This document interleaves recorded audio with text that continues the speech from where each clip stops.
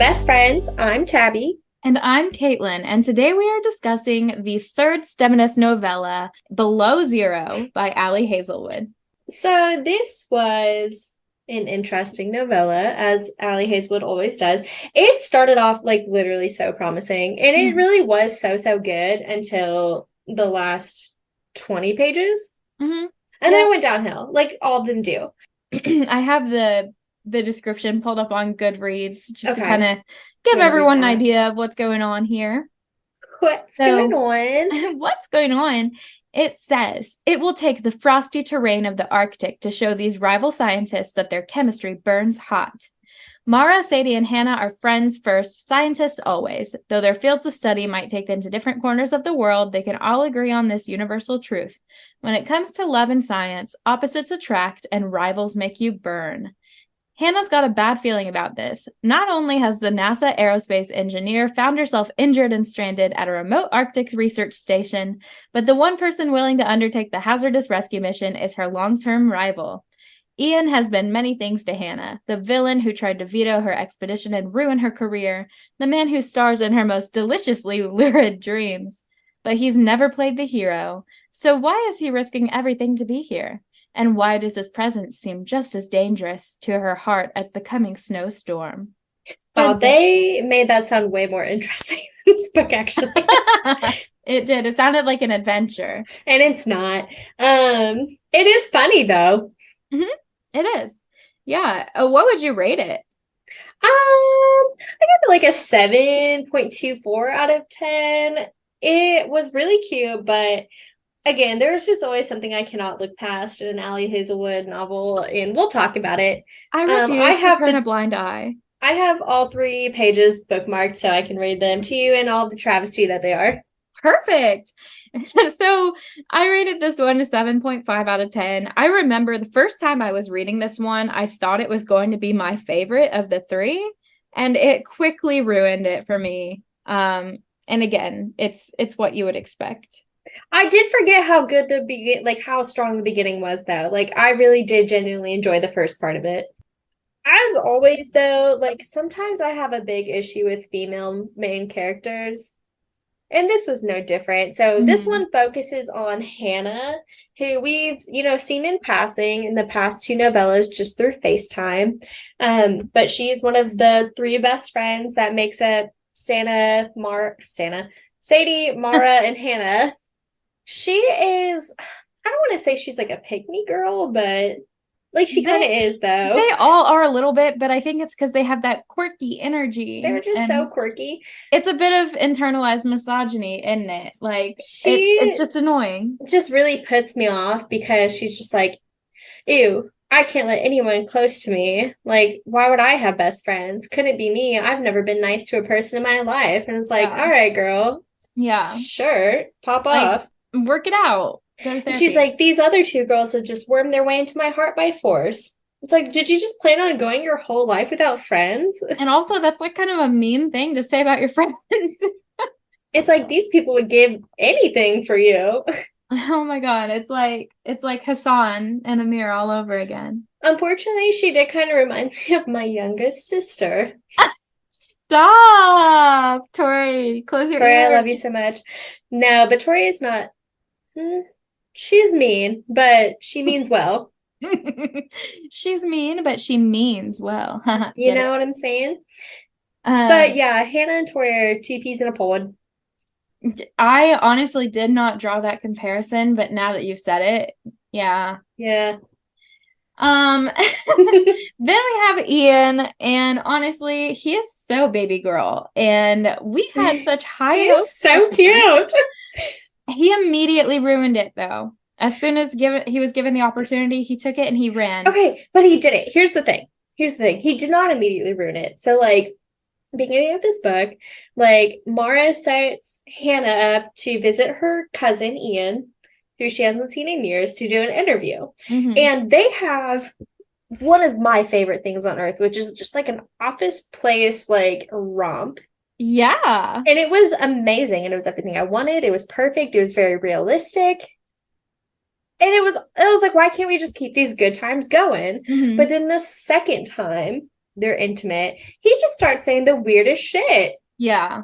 He got too comfortable. And I was like, where the fuck did that come from?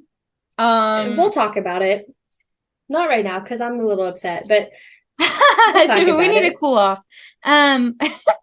But I feel like my favorite part of the book, because honestly, I'm a sucker for a good like damsel in distress like type of plot line, is when he actually like ran through an active blizzard to go save her. Or was it an avalanche? Yeah. It was an avalanche, yeah. He fought like danger, but I think it was also a blizzard, right? Yeah, it was snowing. They're in the Arctic. They were in Norway, yeah. So like it was hot. It was honestly hot. Yeah, I love that. And also it's like when they first meet, he's just like in there like coding and like he is so smart and so techie and I love that shit. Yeah. And like it was giving Dom from Ravenhood, but make him ginger. Yeah. And like Swedish, probably. Yeah, I was here for it. Same. Here for it. But yeah, so those are like our two main characters that everyone focuses on. And then of course we always have to have like the fucking workplace villain, Dr. Merrill. And I feel like it's always like the girls' superiors that like are causing drama in their lives.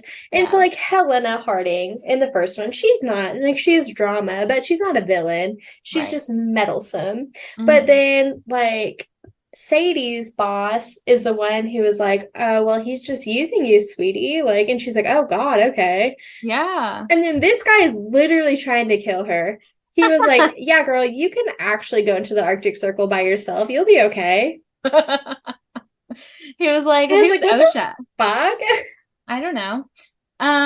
Yeah, so lastly we have like the best friends, Mara and Sadie. I'm glad we finally got to see them all together and that all of their little beaux hit it off, because that makes it so much cuter when all of the couples are best friends. I just forgot how freaking precious Liam is, and I love that he's like made an appearance in all 3 books. Yes, oh my god, he's so cute. And they're always low-key bullying him, but in a fun way. But like in a really like really friendly way. It builds character. Gentle bullying. So we do have some thoughts and concerns about this book. We really do. So I feel like we have 2 very different feelings about her being trapped, because the whole time I was giddy. I was like, yes, like she needs rescued and here he comes. And you were like scared and anxious. No, and like while I do love like the damsel in distress vibes, the thought of being trapped alone in like a crack in the world just fills me with anxiety. And I would be so scared and that is my worst fear. So I have like what I would consider to be pretty extreme like health and wellness anxiety. And I don't travel often because of it. And so like first of all, you would never catch me dead traveling to Norway in the middle of nowhere. True. But secondly, you would never catch me traveling into the like barren wasteland that is Svalbard. Like that's my worst fear. Yeah. Is like a medical event happening in which I am alone and probably going to die by myself. Yeah, and it very quickly becomes an emergency. So that's a valid fear. Honestly, I don't fault you for that at all. And I would not want to be in that situation either. But like reading about it, I was like, yes, she's fine. She's totally fine. The story really does start off with a bang. I will give it that. Like it is so good. A literal bang. Yeah, literally. It is captivating. And like they keep it going. And like when she meets Ian, like it's very cute and it's very like natural. And I love like how they hit it, like seems very organic. The way they hit it off and like what normal people would do. Do most normal people sleep with each other in an office? No. But I love that. But I love it for a book. Yeah. And like that was great. And like them talking about Ian's like childhood video that's passed around at Thanksgiving where he took a shit in like a demo toilet at Lowe's. Like that's amazing. What a great story to tell. Yeah. And I hope like, someone tells that at his wedding. It's like, why couldn't like we just keep that type of humor going? Yeah, and then not make it weird. Not make it weird. And crevasse themed. Okay, the crevasse was so funny though. The crevasse is funny, but crater themed is what I meant to say. Yeah. Not make the humor I was like, no, I loved everything about the crevasse. Yes, I also love the crevasse. And Hannah is honestly, she's just really funny anyway. She's very dry, and I love that. Yeah, and again, it's very Tori. It's giving your youngest sister. Yeah, like she's a little bit of a bully, and that's fine. So here's where it starts to go downhill. Mm-hmm. And let me actually just pull up. It starts on page 117. So not to be crass, but to be crass, yes. To be crass. So he's got her titties in his mouth, right? Okay. And she says he seems satisfied to nibble on my tits. And I'm like, ew, what a weird. Actually, sorry. This starts on page 116. It's like, is he a newborn baby? Why are we saying that? I didn't like it. Nibble is such an odd choice of words. Is he a mouse? Can he not take more in his mouth? I guess I'm not. He's not like Adam from... Not Adam. Yeah, dude, how did we go from full Adam Carlson? Yeah. Oh, in the okay, I thought I hypothesis, was making that up because it was an Adam Driver fic. Where did you okay, side note, they're making that into a movie. Oh. No. Anyway. I will not be watching that. I will be. Podcast. Sidebar over. No, so like we got Adam Carlson who puts the whole boot in his mouth. Who vacuums the entire titty in there. The whole thing. And then we got Ian Floyd who's like, no. Just the nipple's too much. Oh god. It's like Squidward with the Krabby Patty. Oh my god, where the teeth like extend out. And he was satisfied. Oh god. And then he proceeds to say they're as pretty as the Columbia Hills. Okay. I don't know what those are. Are they titty shaped? Maybe. Okay. And so then he's like traveling down her body, right? And he stops at her sternum and he said, this is the Medusa fossae. Fossae? I don't know. It even has a nerd. These pretty little freckles. I don't know what that is, but I think it's weird he's comparing them. And then it says he exhales a ticklish trail along my rib cage. And this is after she asked if he would fuck her. And he said, but maybe I want to play with the Herschel crater first, and then sticks his tongue inside her belly button. Jail. Maybe. Jail. Maybe I want to play with you leaving me alone for the rest of my life. It gets worse. And so then he moves up to her cheekbone and says, this one right here is the Solus Lacus, the eye of Mars, getting all worked up during dust storms. And then what the fuck does that mean? Hold on. And then he moves to her clit and says, this is the Olympus Mons. Nope. And he said, and I really want to come inside you. And I was like, oh my God. Okay. There is such a thing as too much communication during sex. And then he said, or maybe it's the Vastitas Borealis, the oceans that used to fill it. Like, it just really took me out of the moment, you know, because I'm like not sure what these things are because I'm not obsessed with Mars. Even if you knew what those things are, I can't imagine that it's sexy to hear about it and how your body is compared to. But she's a little freak. Rocks. She's a little freak, though. Yeah. She's into it, and he's into it because they both work for NASA, and apparently that's the only way they can communicate. In conclusion, Ali Hazelwood has once again just really taken me out of the moment with the absolute worst dirty talk known to man. Yeah, I think we need someone who actually works for NASA to kind of like let us know if they would be turned on by that.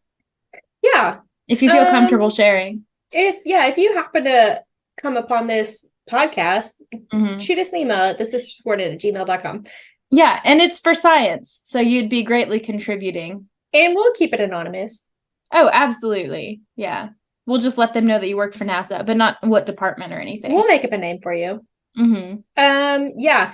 No, and like this is why I won't read the rest of Ali Hazelwood's novels because the novellas just about killed me. Yeah.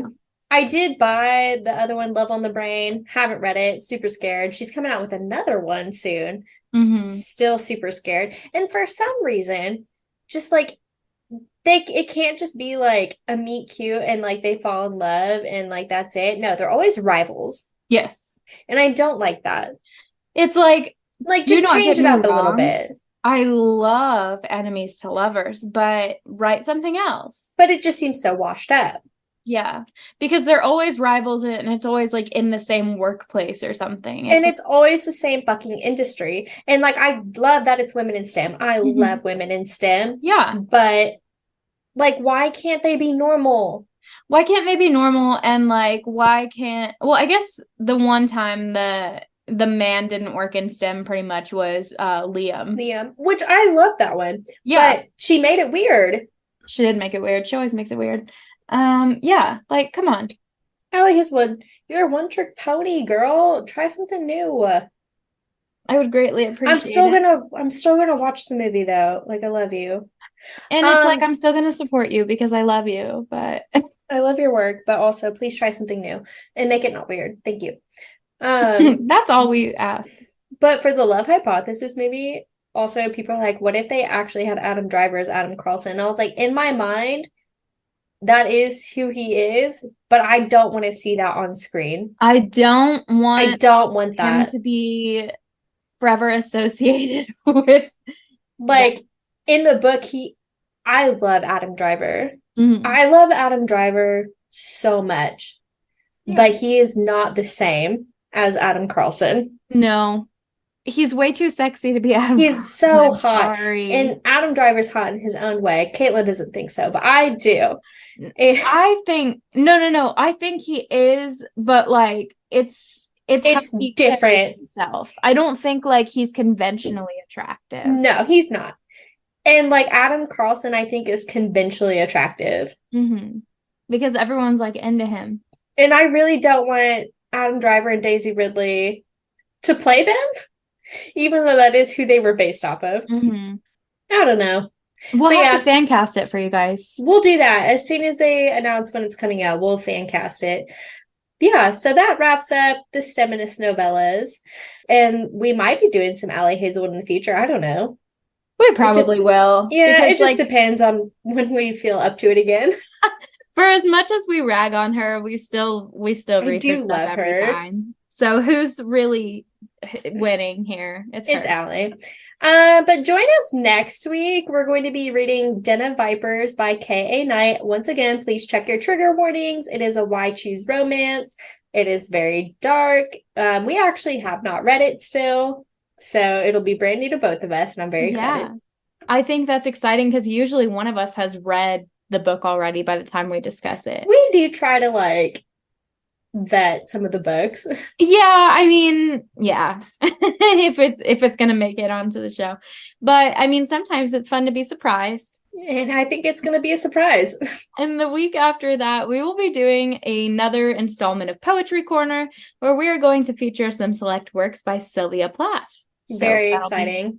But yeah, go ahead, get started on Den of Vipers. We'll talk to you next time. And as always, let's get lit.